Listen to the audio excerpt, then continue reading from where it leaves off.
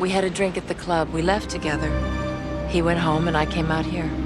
Was there anyone with you last night? No. I wasn't in the mood last night.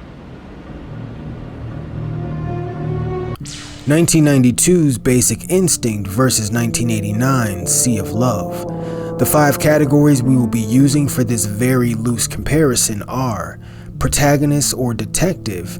In Basic Instinct, this is Nick, played by Michael Douglas, and in Sea of Love, this is Frank, played by Al Pacino. Vixen, suspect. Catherine from Basic Instinct, and Helen from Sea of Love. Location or setting. In Basic Instinct, this is San Francisco. In Sea of Love, this is New York. And the detective's partner. In Basic Instinct, this is Gus, played by George Zunza, and in Sea of Love, this is Detective Sherman, played by John Goodman. And the final category is a mishmash of a few things: sex, murder, mood, and mixed morality. Alright, let's begin. 1992's Basic Instinct has long been a guilty, but not really that guilty, pleasure of mine. Its neo-noir erotic murder mystery style makes for a fun after-hours viewing. I recently watched the 1989 film Sea of Love, a movie that has at times been compared to Basic Instinct, and with good enough reason, I suppose. It deals with an alcoholic homicide detective who gets romantically involved with the seductive, blonde-haired female suspect. As with Basic Instinct, sex and murder are also the bold-faced themes of this film, though I'd argue Sea of Love does have a much softer, more romantic side than Basic Instinct. So how do these two films actually compare to each other? Protagonist, detective, Nick and Frank.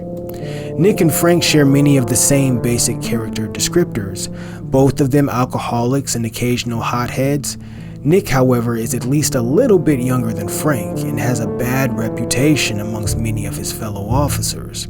Frank, on the other hand, looks more worn down, and though he obviously drinks to excess, he seems to be pretty respected amongst his fellow officers and is never in danger of losing his badge. While I'm generally an Al Pacino fan, Michael Douglas fits better in Basic Instinct's romantic pairing than Pacino does with Ellen Barkin in Sea of Love.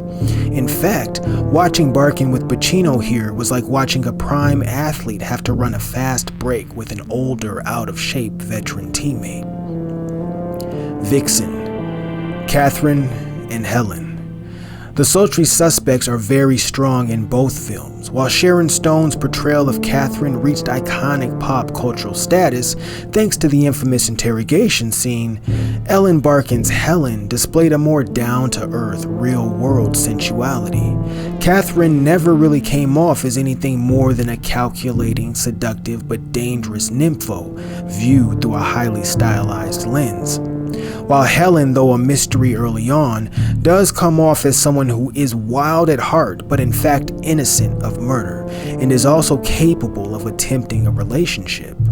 Since both ladies occupy their roles in both films perfectly, I'll call this one a draw. Location and setting: San Francisco and New York. The more I think about it, the harder it is to decide which film had the best setting and location. Sea of Love's New York is traditionally always a dependable cinematic backdrop, and that promise is fulfilled even more when stories are doused in neo-noir. All of the after-hours operations, late-night drinks and cigarette smoke, death and sex being within arm's reach of each other as streetlights glow. It's a classic mood that works very well when it's on display. The San Francisco that Basic Instinct occupies somehow manages to compete, bringing a dark California dream-like fantasy mood to the detective and vixen murder mystery. We explore nightclubs, bars, bedrooms, interrogation rooms, psychiatrist offices, luxury mansions by the water, apartments, dark city streets, and of course, bloody crime scenes. While New York is the more iconic movie location, Basic Instinct creates a more memorable experience with San Francisco than Sea of Love does with the Big Apple. Gus and Detective Sherman. Our main protagonists from both films have loyal, likable partners. Nick's partner in Basic Instinct is Gus, someone Nick has known and worked with for a long time, while Frank's main partner is the John Goodman portrayed Detective Sherman, an officer from another precinct who meets Frank for the first time early in the movie, where the two quickly take a liking to each other and work well together. Both George Zunza and John Goodman do well, but Goodman and his Detective Sherman portrayal get the win here. You almost wouldn't have minded seeing Frank and Sherman go take on another case together. And with a city like New York, you just know there always is another case right around the corner. Sex, murder, mood, and mixed morality. Since I'm looking at these films through neo-noir colored lenses, which I guess would be shades, but anyways, the sex, the violence, the mood, and the shaky morality all matter, and Basic Instinct delivers all four in a much more consistent and stylish fashion. Sea of Love doesn't commit to the genre nearly as much. In fact, you could argue due to the way the film ends, it's not even entirely a neo-noir film. The ending, in retrospect, was much too positive of an ending for a full neo-noir film. And to be fair, I watched Sea of Love intentionally comparing it to Basic Instinct. As mentioned earlier, they do have similarities, but are very different films. Frank and Helen actually seem to be out for love, while Basic Instinct's Nick and Catherine never really seem to be about more than just their lusty desires. Basic Instinct completely commits to the lurid nature of the story and its characters. The violence is bloody and the intimate encounters are explicit, and when neither one is happening, the one-liners pretty much tell you, don't worry, it's all right around the corner.